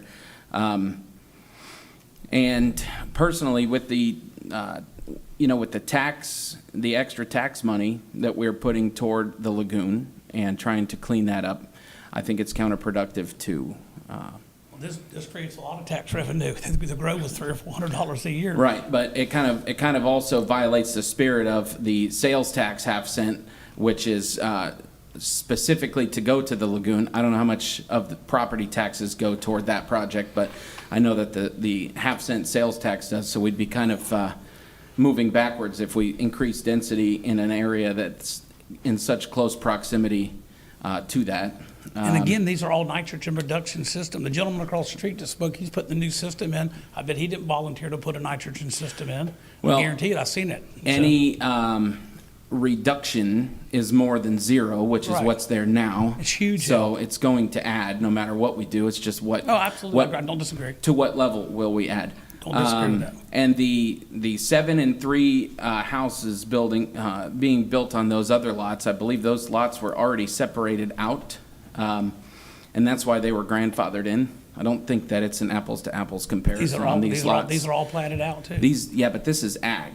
They didn't need to rezone. They didn't need to do anything special or jump through any hoops. I read you the rule. 1975 ag only has to be 5,000 square feet. I can show you the rule. Anybody wants to read? I got a whole copy. Any ag property pre-platted before 1975. It actually says, see size limit and area in this section. And it's two sentences up, and it Right. tells you what it has to be. I don't want to do that. Y'all letting other people do it. There's 7 going on an acre, 3 going on a half acre. That never came through here, to Yeah, my right. knowledge. They didn't have to. The Brevard County let Well, them this do it. one has to, so. Yeah. No, it didn't have to. No, it didn't have to. I volunteered this to get along with everybody and appease everybody, appease the community, because I don't want people talking crap about me. I didn't have to. My attorney says I don't have no worries with this. He said, when you get done, you turn this down, we'll put as many as you want in there. I can promise you, because he read the laws, and I'd love to show any of you guys. I don't want to be that guy. These lots are platted no different. They just let a guy build 7 on 1 acre. He's building 2 now, but he's already got approval for 5 more, a total of 7 on 1.05 acres. Another builder just got done with 3 on a half acre, right down the street from me, with the same exact size lots, because they were pre-platted prior to 1975. Chairman, can staff maybe interject and provide a little clarification on the legality of what he's saying? Are they allowed to just go and, because I feel like we're just going in circles. But I can show you the laws if y'all can read it. I've heard you, I just would like Yes, the ma'am. county attorney's opinion on it, that's all. Some of it's correct, and some of it's not. I'm just staying out of it. That's what we got a I mean, I house think full of it's- attorneys for. So he's talking about Code Section 62-1188, which is non-conforming lot of records, which does state that single-family or duplex uses, buildings, and uses may be established on such lots provided that a lot has a width of not less than 50 feet and a depth of not less than 75 in an area not less than 5,000 square feet. So since this area was platted prior to, I think he said back in the 20s, they would have qualified for non-conforming lot of records. However, that property has now been all combined, so. So that's what I was referring to with the other lots, is the way that they were already split up. They didn't have to go through this process when they built those other homes, right? But, I'm sorry, go ahead. so what was stated a minute ago by the owner here was that he doesn't have to do this, that he can go ahead and do this without coming before us. Is there truth to that? If he was to put the lots back in how they were platted, that is true. He would qualify for non-conforming lot of record. However, Sorry, he has. I'm not following, because I'm looking at the plat online, and it shows like was the property replatted and it was single ownership and combined into one? It was not replatted. So It's are still there- under the same plat. He's just Okay. combined it all under one deed. For a tax purpose, tax ID purpose. So it's still platted, it's just deed ownership? Correct. Okay, so is it the opinion of the county attorney that if he wanted to come in and pull building permits on every single one of these platted lots, he'd have the ability to do that right now today? That's something I'd have to look into further. I don't want to do that, guys. I understand that. I just think it's important to know whether you actually have the legal right to come in and do that today, or you I'd love to pass every one of you a law out so y'all can read it and determine for yourself and get your own opinion. Understood, but the county attorney's opinion, that their office is the one that dictates, so, Yes, at least ma'am. on our behalf. No disrespect. Now, when I had a meeting with them, they didn't agree on it. They did not agree on it. Him and Taz Calkin, which is assistant manager, what Tad said, I said, so if 30, 40 people would have bought lots here, they could all build. He said, yeah, but you can't. I said, wait a minute, because I got money, I can't, but someone can build individuals. So that, we all made an agreement to get it rezoned. Is what agreement. The gentleman right there was sitting at the table. And so we all made a mutual agreement. I didn't go get an attorney. I could go get an attorney. Billy. I can fight it. And I think I'm going to win. Maybe But I don't let's want to do Let's see that. if we can get a little clarification from senior staff.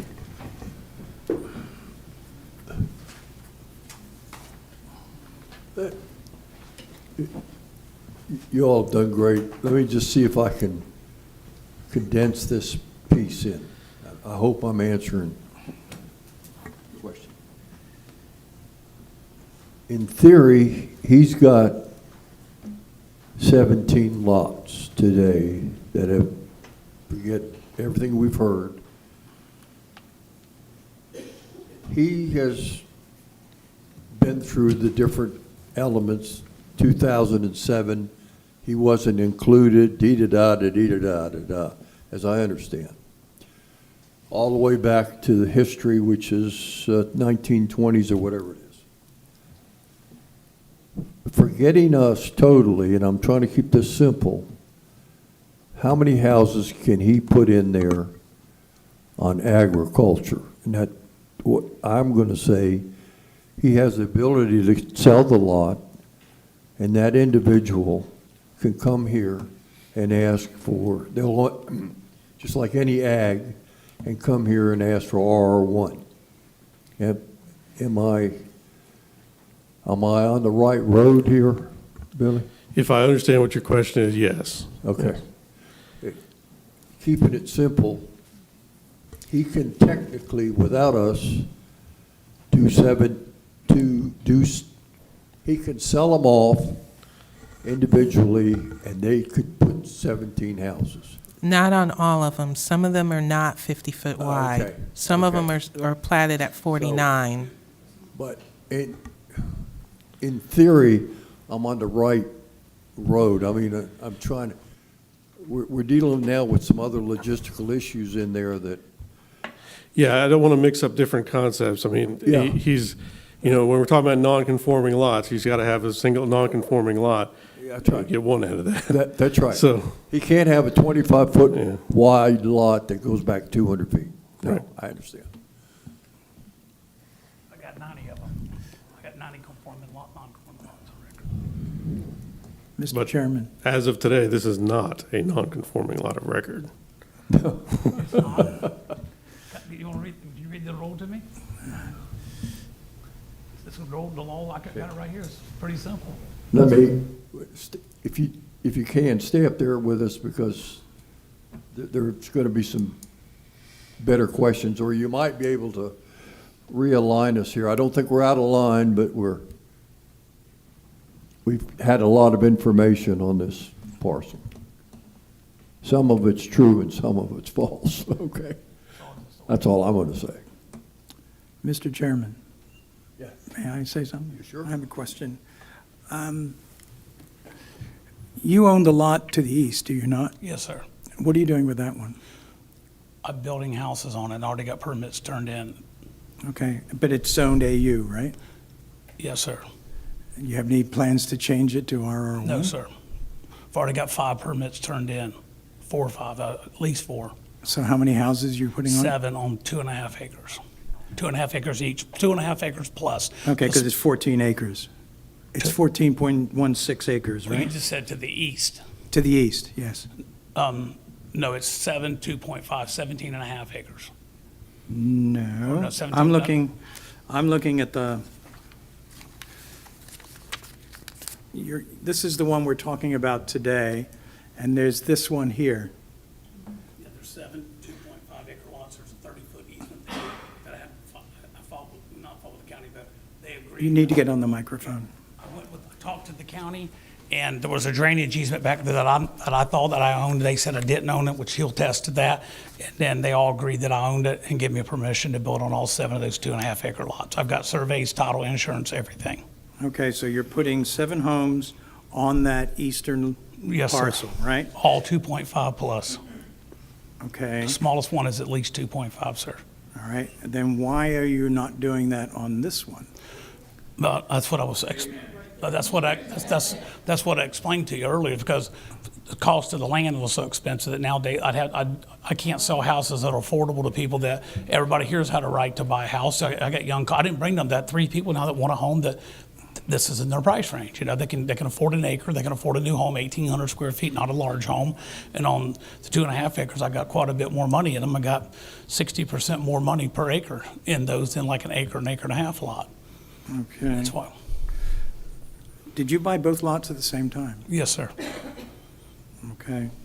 So you did the math, it cost you $1 million something for the lots, and figured out how much you could, your lot, or your payment per lot would be, correct?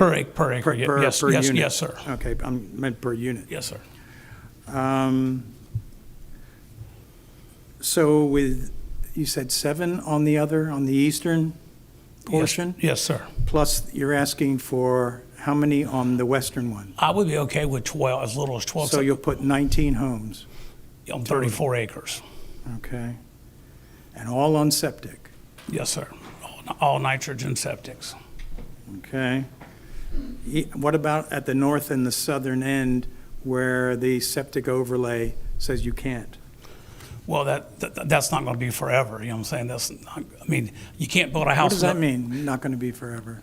Well, as of now, you can't build a house in Brevard County from 192 in Melbourne to New Smyrna Airport. You can't build one house on one single lot until they get the manatees fed back up. I live on the river, or no, I should say not live. I'm fixing to move on the river. I got a house, and the grass. I've never seen the grass so pretty. I fish a lot. I've never seen the grass back so nice as I see it now. You know, so I mean, there's always going to be. You know, you know, at the end of the day, if you take people's property, you make it devalue. You know, if you take their lot, you can't take. That's why they make a law a certain year. You can't say today, hey, all agricultural lots has to be 10 acres. You can say as of today, any new platted ones have to be, because you don't take value from people's land. This land was pre-platted in the 20s, and that's what it's valued as.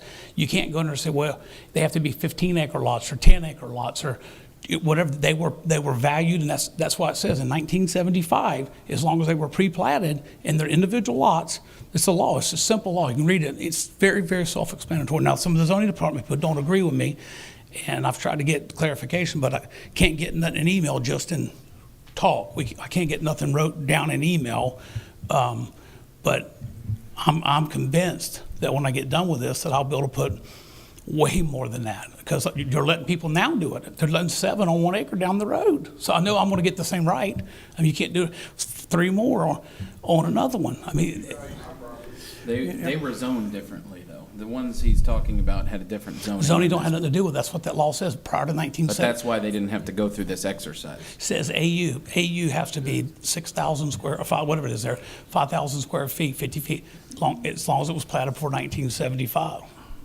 Probably make your value go up. A lot of nice new houses. Hold a minute. I gotta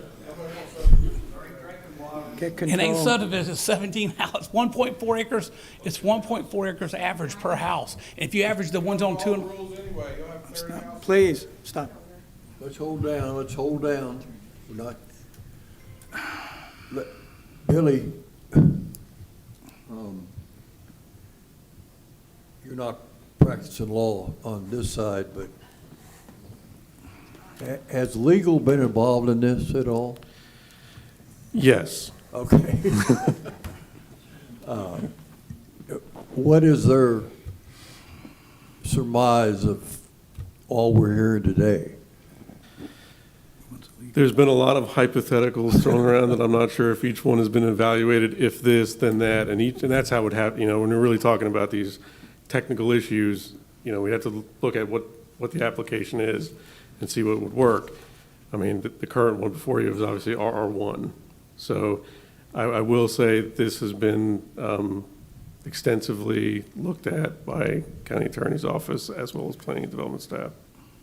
Here's my concern as chairman today.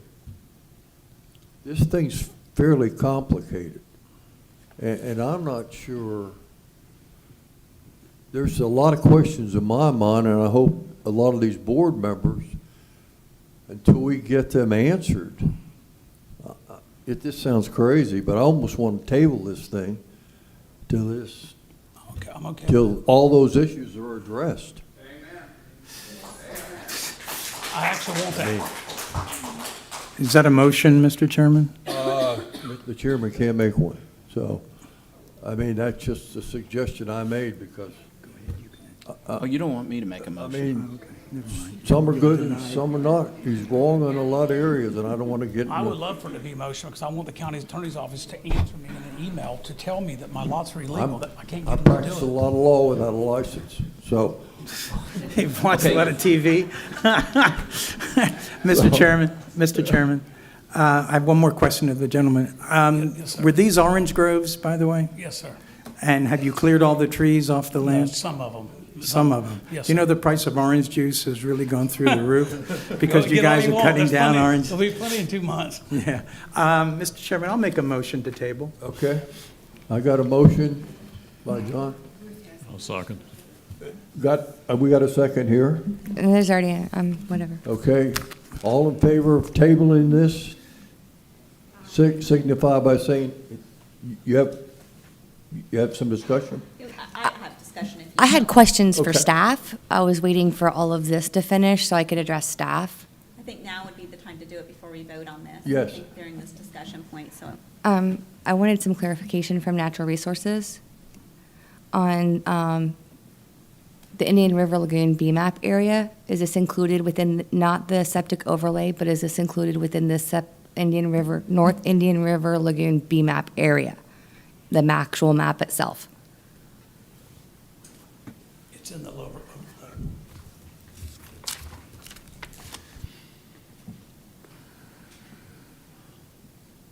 We got that one? We don't have the BMAP map in front of us. I know it roughly goes to US 1, but that's rough. So I was curious because I know that there's a federal mandate, a moratorium within the North Indian River BMAP area. Correct. So you can't even put in septics, not even nitrogen, the special septics is my understanding, and I'm not expecting from what I'm hearing for that to end anytime soon. Is that correct? I will just, I know that FD, Florida Department of Health is actively looking at that and looking at procedures and how that impacts permitting here. I don't know if they've gone through every detail of how that's going to impact yet, but it does appear to impact the area, yes. You're correct. You are correct, ma'am. Okay. And I don't know if county staff is familiar with it, but I know that the city of Titusville has water near there. The company is called Tifa. And I believe they're in the process of an investigation with St. Johns River Water Management to collect well data from the residents in Scottsmore over the lack of potable water in the area. I am not aware of that, no. It's currently undergoing, though, just FYI. The city water comes from MIMS, Titusville. They're on wells out there. I know. I'm sorry, go ahead. Now, I was just gonna say, between the septic and in 2009, when another similar property was up for rezoning, the Board of County Commissioners voted unanimously to deny it based on the fact that the character of Scottsmore is not 1 acre lots. And looking back through that, between the lack of potable water, saltwater intrusion, and septic issues in the area, I would tend to concur with that. That's all I had to say. Well, we've got a motion and second. So- Can I comment Yes, prior ma'am. to the vote? I think for me, the most important part right here is there's just so many things unanswered. I mean, I would tend to agree with exactly what Ruth just said here and would happily move forward with that, but without some of these legal questions answered, if this was brought to us for a reason, but I'm not understanding if it could be overridden anyways, then why did it get brought to us in the first place? So I think that those questions need to be answered before it comes back to us again the next time. Just to be out of concern of, what would be the point of it going to Brevard County Commission if that's going to happen regardless. So I think those questions as a board, we need those answered before we can make a decision with the proper amount of knowledge. So I think if the board were to continue it, if the board were to vote to do it, we'll put together an addendum to try to answer those questions and have it to you before you hear it again. Appreciate that. Thank you. Okay. So we got a motion and second to table. Can you get this done in a month? Yes, sir, we can. Great. All in favor of the motion signify by saying aye. Aye. Those in opposition? Aye. One? Okay. Thank you. Thank you, ladies and gentlemen. Any last questions? So for the audience, what we have done is table this for a month. to try to understand what's legal and what's not legal. But I think it's in the best of everybody's interest that we go in this direction. We've heard a lot of commotion tonight, and hopefully we can draw it to a conclusion in the next 30 days. And thank you all for coming. We got you out of here before 9 o'clock. Okay. Thank you, everybody. Yes. All right, next item. Mr. Minibu, can we have a 5-minute break? Oh, I'm sorry. Can we have 5 minutes? You want 5 minutes? I'd really love a bathroom break. You and I have something in common. We're going to take a 5-minute break while everybody's leaving.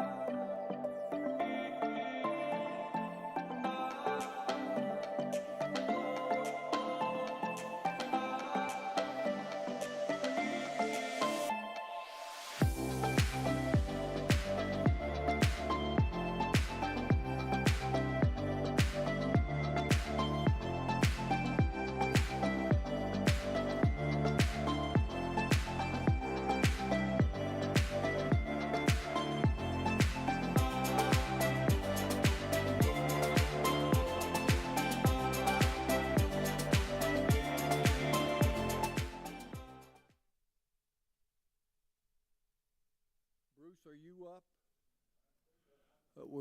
We're trying to get you out of here. Ma'am? Next time, just try to get number 1 or 2.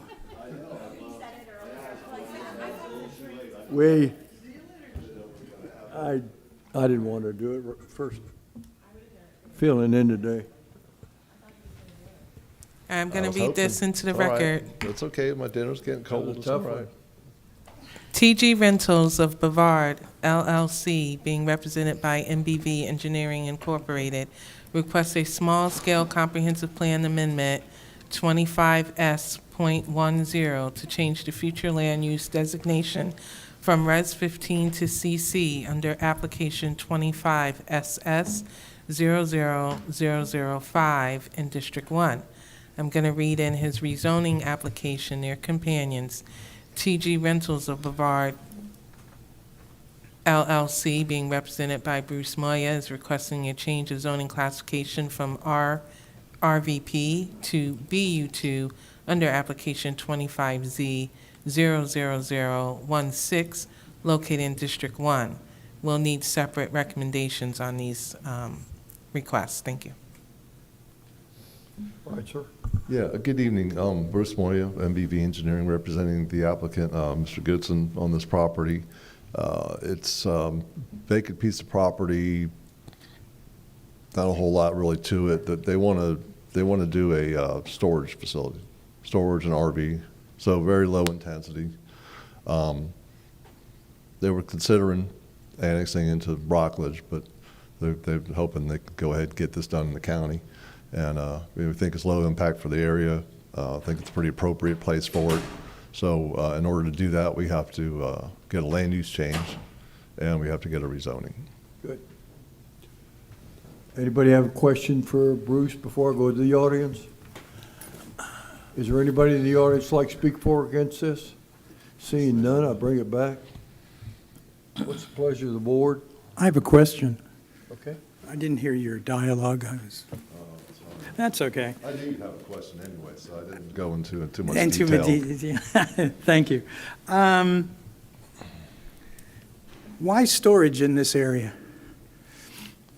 That's a question for I Mr. think Goodson. My personal opinion, knowing the area, I Yeah. think it's fantastic. Yeah, I think, yeah, I mean, that's. That's boat storage.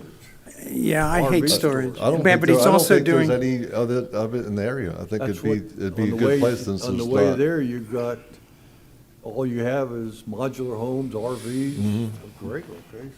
Well, I look at it differently. If you make this commercial, Mm-hmm. okay, under SB 102, you could put quite a number of affordable homes on that lot, Yeah, like 300. okay. And we have a housing crisis here, and I'm on the Affordable Housing Council, and I would think it would be a better use. The applicant is asking to do outdoor storage plus mini storage, correct? So you're going to have some mini storage on this? Correct. Okay. None of these developments, I'm against mini storage in certain areas because it doesn't bring any revenue to the county. Okay? There's no employment. Okay? There's no jobs provided on this. It's just a cash register for the owner.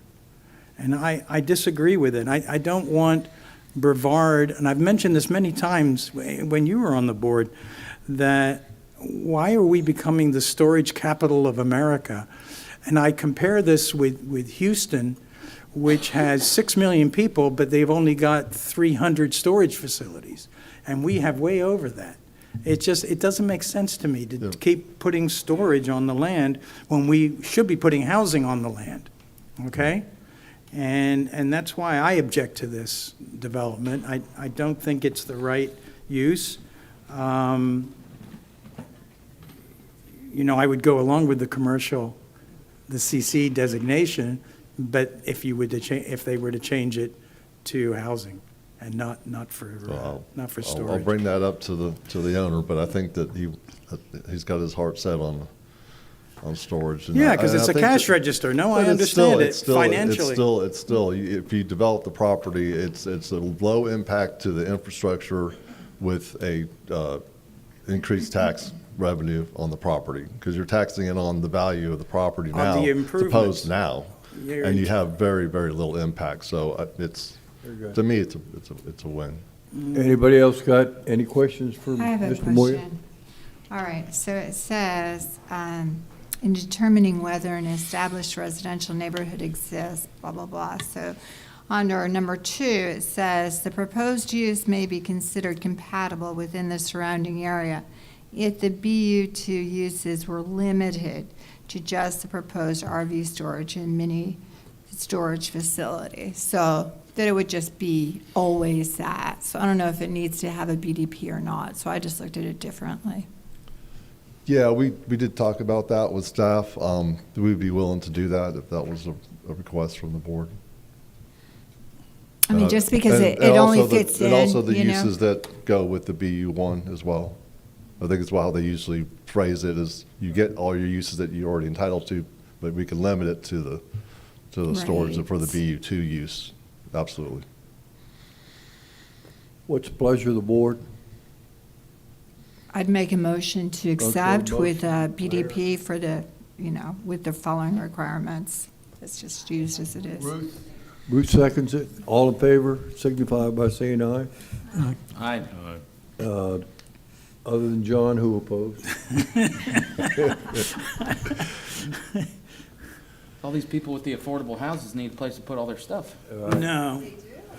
No, you guys don't And see that, it. that We're passed. working on affordable housing. We've got 2 projects in Melbourne right now. Yeah, I know, but that's Melbourne. This is Gotta start Cocoa. somewhere. Well, they embrace it. Yeah, Melbourne embraces affordable housing. They give you a lot of Are you going to expand in benefits. Scottsmore? And that passed. That's the one. So the land use Okay, passed. we got it. H5 then. Yes. So your vote was for the small scale. Now you need to vote on the rezoning. That's where if you would like conditions, please state those conditions of the BDP. Yep. Let me turn this on. The conditions are that it's limited to use RV storage and mini storage facility with what he proposed initially, so I'm fine with that. Are you proposing to retain the BU1 uses as well, or just the BU2 use of RV and boat storage? Well, I think you can have BU2, but he has to have limited, proposed as an RU storage and a mini storage facility. Okay. Yeah. So Mr. Chairman? You making a motion to that? Yes. Mr. Chairman, would you ask Ron to make an amendment to that? Ron, wake up. Ron's fine. He's done a great job are you- today. are you- Ruth, do you want to happy with second what that she again? Yes, I mean, I agree with what you're This is saying. We fine. need a BDP that gives him the BU1 uses, and the only BU2 use is the one that he's requesting for the. That's good. Perfect. For the facility. Good, thank you. And Ruth, you second that? I didn't, but I can. That's what happens when meetings go past 5 o'clock around here. Yeah, I know. Wait. We got a little group here. All right, all in favor? Aye. Aye. John, you in favor of this one? No. That's good, thank you. And that passed. Consistent. Is there anything left on the docket? Thank you. Okay, thank you, sir. We are done for the day. Meeting adjourned. Meeting adjourned. The opinions expressed by any member of the public during any period of public comment do not necessarily reflect the views or opinions of the Board of County Commissioners of Brevard County, Florida, Space Coast Government Television, or the program sponsor, and are solely those of the presenter. The Board of County Commissioners of Brevard County, Florida, Space Coast Government Television, and the program sponsor hereby expressly disclaim any and all responsibility or liability for any defamatory or slanderous statements expressed by any member of the public during any such period.